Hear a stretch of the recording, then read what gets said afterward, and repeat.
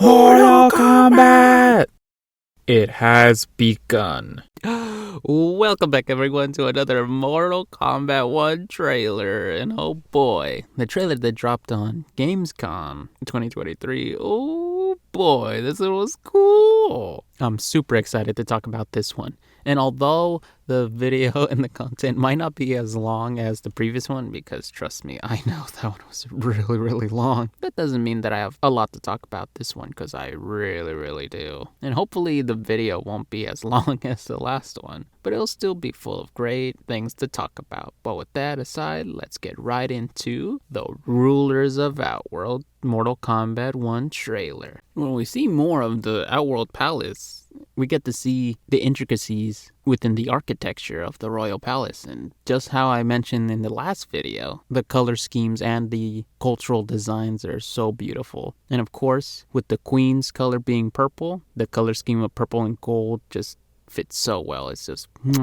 like Outworld chef's kiss in terms of how immaculate the palace looks. So beautiful. We open up with Fire God Liu Kang's narration talking about the apparent peace between Outworld and Earthrealm, which is pretty nice to see. That for once, Outworld and Earthrealm aren't fighting with each other, you know? And while the preparations for the festival is underway during this daytime in this cutscene, I really like this Shokan drummer guy. He's so happy. Look at him smile. As with any literary fiction, anytime that there's a mystical realm or nation that's at peace, there's ought to be those with malicious intentions of starting up fights and creating wars, you know? Just as Liu Kang is explaining through his narration. And here in the cutscene, we see that Raiden and the Kombat Squad are most likely with the Royal Sisters, since he's obviously here with Melina. And it was pretty nice to see how the daily life is for this new peaceful Outworld. Oh boy, and then we get our first reveal character,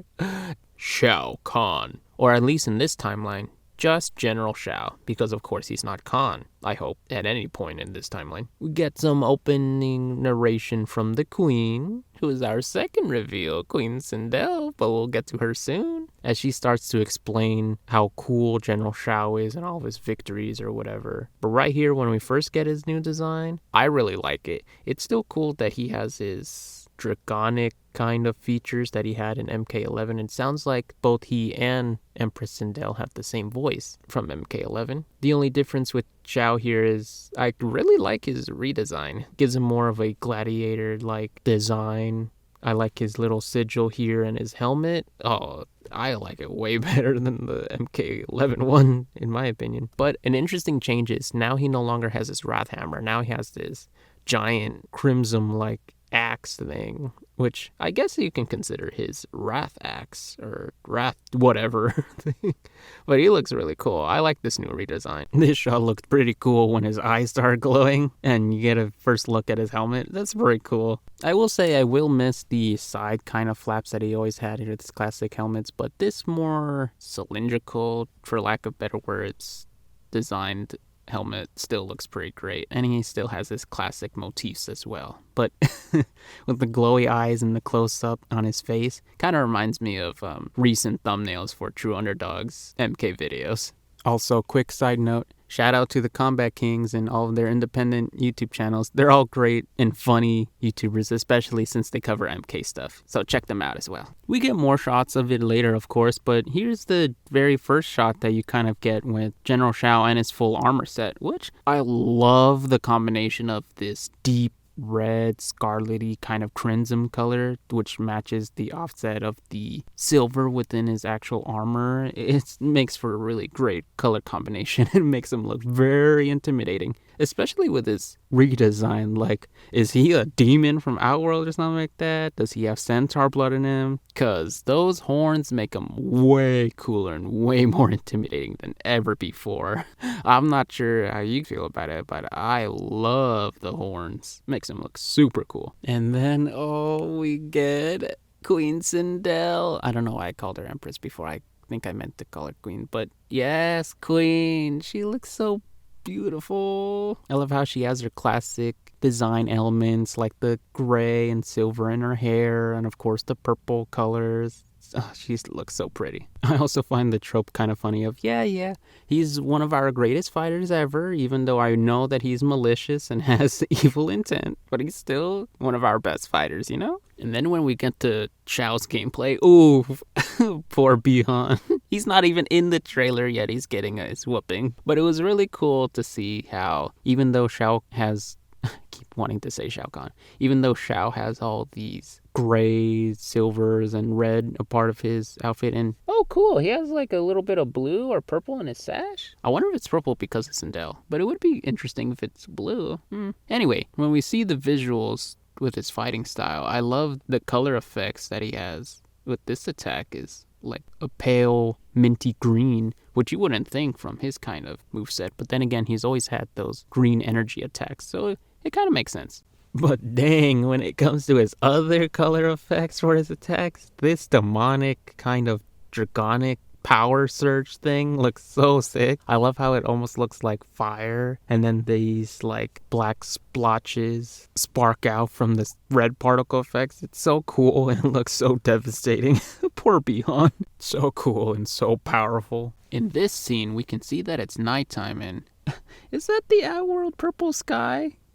This could be taking place around the same time as the festival scenes. And of course, after the fight scenes that we'll be seeing later on, the most important thing to draw from this part of the trailer is the discussion that Queen Sindel is having with General Shao as he's trying to pull the villainous card and questioning why would a realm as powerful as Outworld be at peace with Earth realm, which he deems as the inferior realm, when they can just conquer the weaker one. And Queen Sindel's like, no, I'm not having this right now. Queen Sindel calling out Shao for trying to start up a war. It's really in her character and gives us a good sign that this Queen Sindel will be closer to the iteration from the Midway timeline Sindel, as she was, one, a very kind mother and cared deeply about her daughter and wanted to save her no matter what the case, as we saw during Deception, I believe, when she tried to save her. And two, a very great and thoughtful ruler, as she wants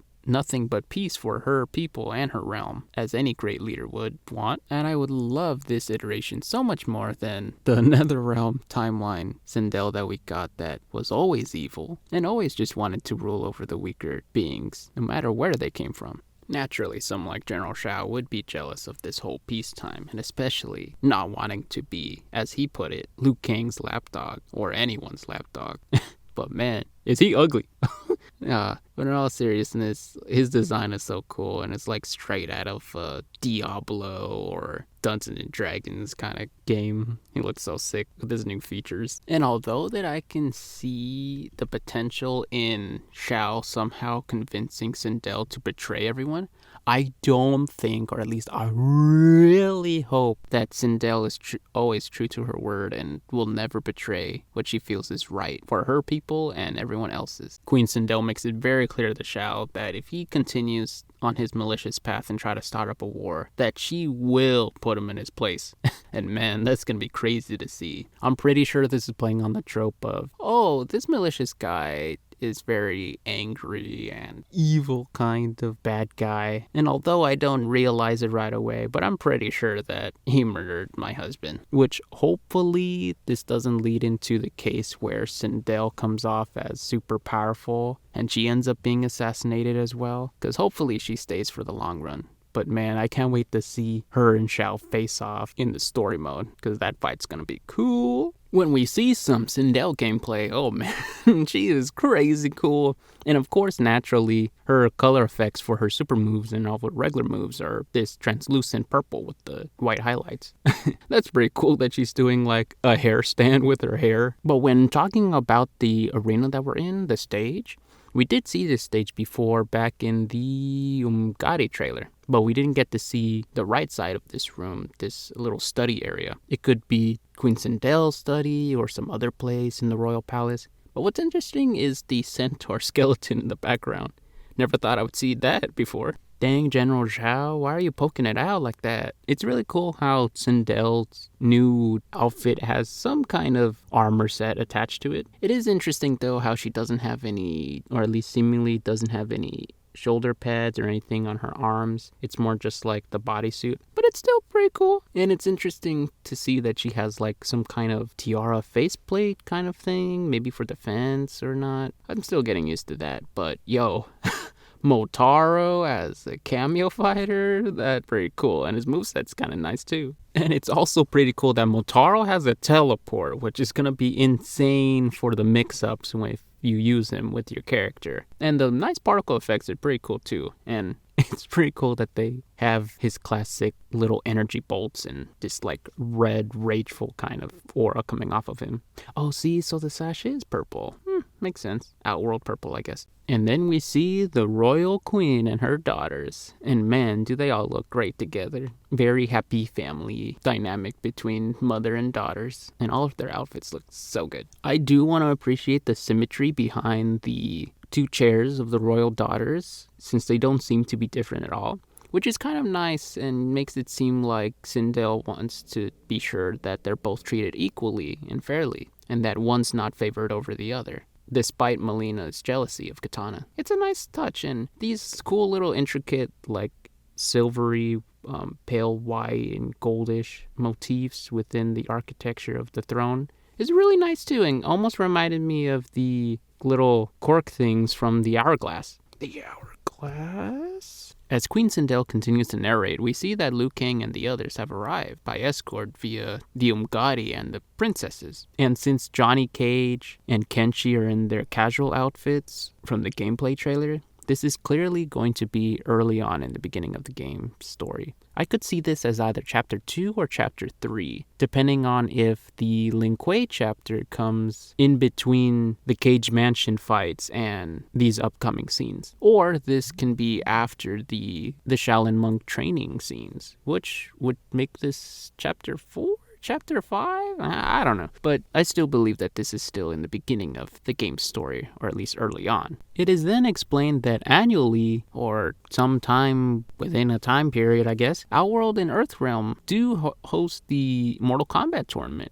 But in this timeline, it seems as though it's a friendlier bout, almost like the World Martial Arts Tournament in Dragon Ball Z, in which this isn't a fight for the death or survival. It seems more as a way to continue building on that trust bond that both realms share, and having the matches be more of an exhibition match instead of to the death kind of matches, you know? But yeah, it's very cool and interesting to see that King Jared and Liu Kang, which understandably must have had a friendly relationship with each other, set up the tournament in this way, so then that way the peace between Earthrealm and Outworld can continue on, which then makes it very clear that the rumors and theories about the MK tournament being set on display on promotions within the Tea House stage is true. That in-universe, Mortal Kombat as a tournament may be well known to the people of both realms and set as a more familiar thing, and almost like their own Olympic sports, I guess.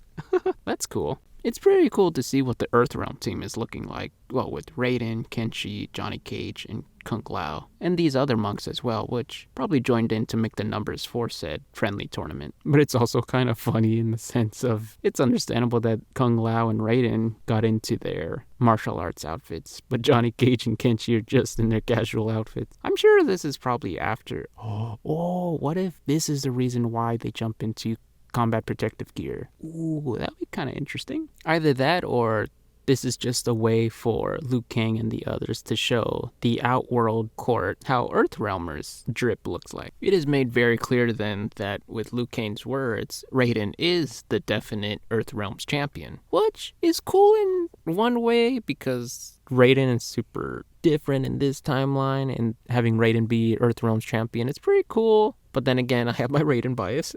And then on the other hand, it is kind of off-putting in a sense where it's just blatantly said that he's Earthrealm's champion, which I feel like it would have been kind of cool if this tournament is what determines who was going to be the next Earthrealm champion, since we have all these new fighters here. But it's understandable that in story, at least, since Liu Kang obviously has a long history with Raiden, that he would want to have Raiden be the full potential and the full warrior that he wanted to be when he was in his place in all the previous timelines. So it's natural that Liu Kang has been trying to push Raiden to be the very best and even better than he was when he was Earthrealm's champion. Yo, why is he biting his lip?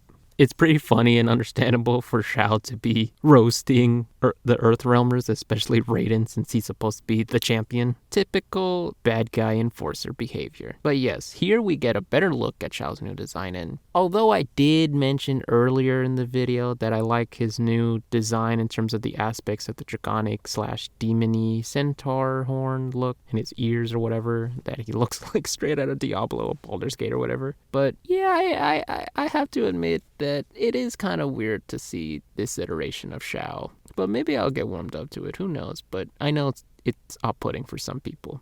And that's okay. But at least his armor still looks pretty cool to me. And not gonna lie, when I saw this little charm that he has on his armor set, I almost thought that it was a Circle of Shadow logo. But I doubt it. Unless... And then here is when things get interesting. So when I first saw this, I instantly thought of how this would make such a great way to open up the story. Because I'm pretty certain that this is going to be the opening to chapter 1 of the story. It just makes sense. It just makes sense with the environment and Raiden and Kung Lao doing their farming thing. It's really cool to see the ordinary life in this more peaceful Mortal Kombat timeline. I'm wondering though if this is the Wuxi Academy or the Temple of Elements and they're just living in the village that's nearby. But it's kind of cool to see that everything is relatively around the same area. And it would make sense for Liu Kang's place to be close enough to follow the lives of Kung Lao and Raiden, two of, if not the closest people to him in all of timelines. Something I wanted to point out about the story aspects to this is I completely believe that Raiden, although we have all these different side stories and all these different main characters with their own stories that are very important to the main overall plot of the game, I feel like Raiden here is the main protagonist and essentially makes him the main hero of the story. And what I love about this, him being a farmer in this village, is that it completely goes with the 12 steps of the hero's journey, since the first step of the hero's journey is the ordinary world, which this clearly envisions and demonstrates that we're going to be following Raiden in his ordinary world of being just a regular dude just trying to live his life. And then naturally, the call to action will be when Sub-Zero and Scorpion show up to bring him along. Liu Kang's the mentor. And from then on, it just keeps carrying on, which makes me even more excited to see how this new iteration of Mortal Kombat's going to play out once the story comes out in the game, which is very soon. Look at Raiden. Oh, sweet baby boy. He's so pure. Who's calling me again? It would seem like here that he has just recently won a match, and it seems like he must have beat Reiko here. And oh yeah, that is Reiko right there. For those who have seen the leaks from San Diego Comic-Con, we all know that Reiko is going to be in MK1, and it seems like he is introduced way earlier than I thought he was. And it's understandable that he got beat, and naturally would be in this kind of exhibition match. But it's nice to see that Raiden is a very humble and respectful young man. Young man, what am I, old? And he's ready for his next fight, which will most likely lead into his fight with General Shao, since they shared a moment earlier in the trailer. So this scene probably happens before that one. And ooh, that's exciting to know that we're gonna fight Reiko and Shao as Raiden. That's gonna be super cool. Such a dope shot of Raiden using his powers. This almost looks fan-made, but it's so dope and so sick that it's actually from the game. So awesome. It also looks so great. The graphics make it look very much live action. But that's so cool to have Raiden, Monk of Thunder. Oh, I love the fighting style that Raiden has. It's so cool, especially when the way that he moves his body around. And this move exactly when he drops down and creates a path of electricity from his palm to the enemy, which stuns them. Oh, it's so cool. It's going to be so awesome to play as Raiden. I love how much of a calm demeanor Raiden has when Shao's confronting him, Kung Lao, and Liu Kang. It just goes to show how humble of a character he is. But I just thought this scene was funny. I just find it funny, Shao pulling up like, man, you Earthrealmers, you's a bitch. This is Outworld gang, dog. Liu Kang's here like, boy, let me tell you something. You're lucky that we're at a peaceful moment right now and we ain't fighting for real. If only you knew, Mr. Man, the countless times we fought together. Just be lucky we're having a friendly tournament here. Yeah, you tell him. Oh, and then when we catch more Raiden gameplay, but not only that, Raiden versus Shao gameplay. Oh, it looks so cool. But this screenshot makes it look like Raiden's leg is so broken in so many directions. As I was watching this live, I wasn't even considering who Raiden would be teamed up with as a cameo fighter. But then when I saw this cool rainbow effect, I was like, that seems familiar.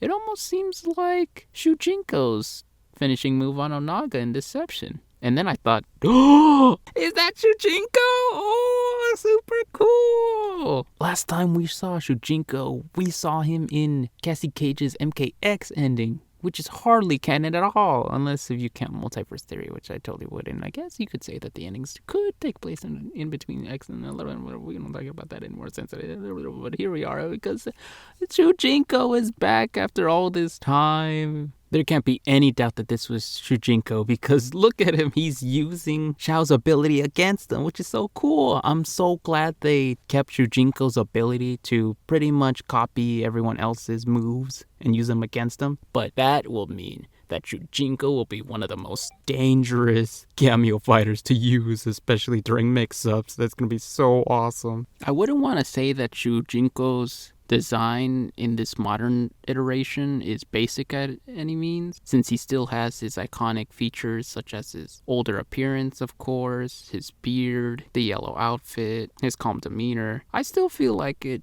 says SHUJINKO, but I would kind of had liked to see a little bit more gold in his outfit, but maybe from this lighting it's hard to tell. But I do like the intricacies and the detailing in his outfit. It's still pretty cool. I like the simplicity of it too, since SHUJINKO is a base martial artist who can use other people's moves. So I guess in that sense it kind of elevates his character in a way, which works for me.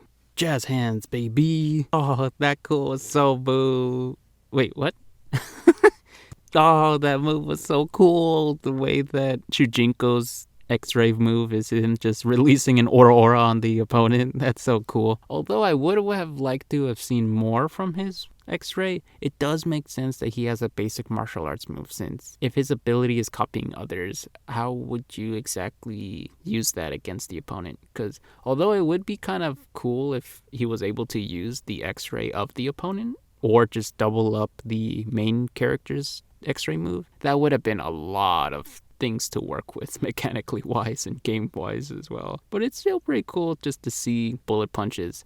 It's just always so awesome to see that, especially like cool martial arts moves. Like, who doesn't like to see dope hand-to-hand combat like that? So cool. Squish. When SHUJINKO finishes off his move by almost force palming the opponent away with this cool spiritual energy kind of blast, it still has that cool little rainbow effect light that he had whenever he teleports in. And I thought that was pretty cool. And great visual to see as well. Yo, the savagery that SHUJINKO has is so crazy. I didn't notice this until I was pulling up the screenshots, but after he force concussions your opponent and he backs away so you can wail on him, he strokes his beard like, yeah, I got you, fool. So cool, so funny. Oh, he's already so cool. Raiden's X-rays are always so cool. Either super moves, X-rays, fatal blows, whatever. This is always so awesome.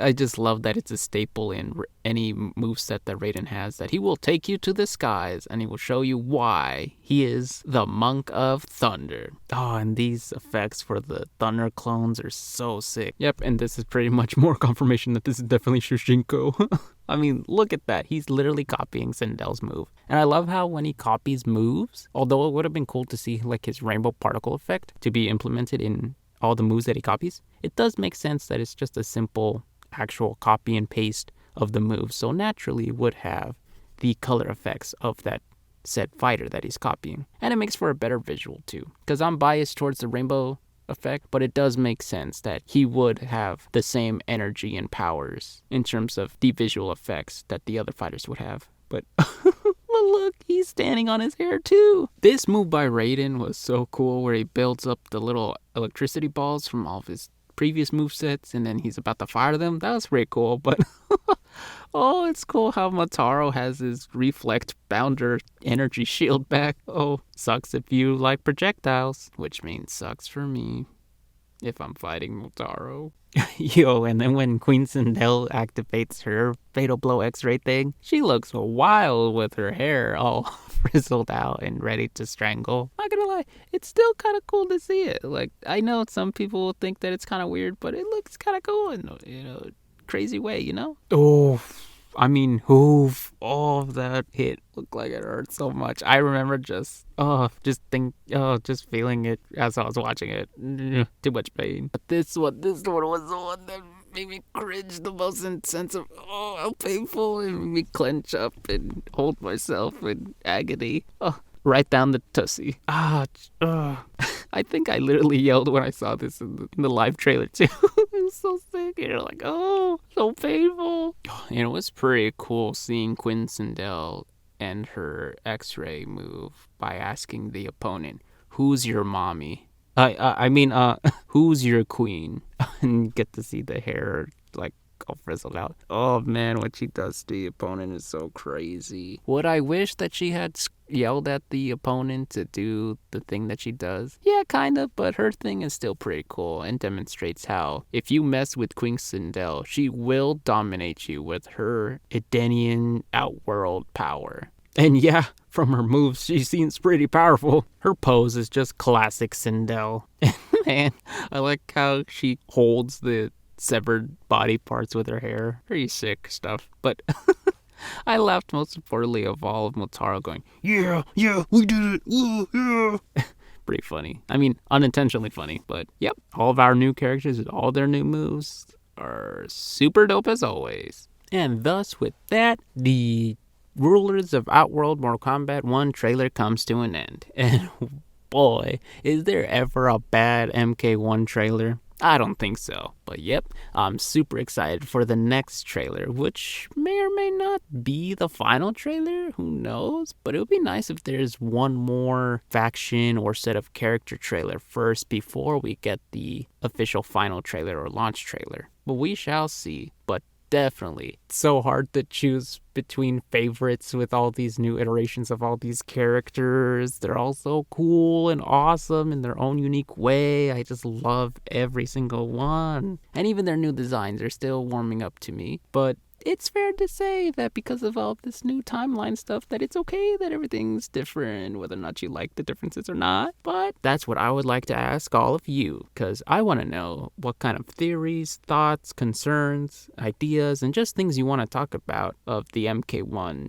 character designs, mechanics, or story plot details that could potentially happen or not, all down in the comment section down below, because I'd love to hear your insight. And hey, if you liked the video, why not drop a like and consider subscribing to the channel and check out some of my more silly content here on the channel, especially some of my other MK trailer videos to hear more about my thoughts and theories on the game before it comes out. But yes, with that, the video comes to an end, and I hope you all enjoyed and continue to have a great day today. And I will catch you in the next video, especially the next Mortal 1 Kombat trailer breakdown. But with that, I'm CJ, and I'll catch you next time. Bye-bye for now. Not gonna lie, as weird as Shao's new design is, it could have been weirder. He could have had that pretty boy treatment too. Imagine.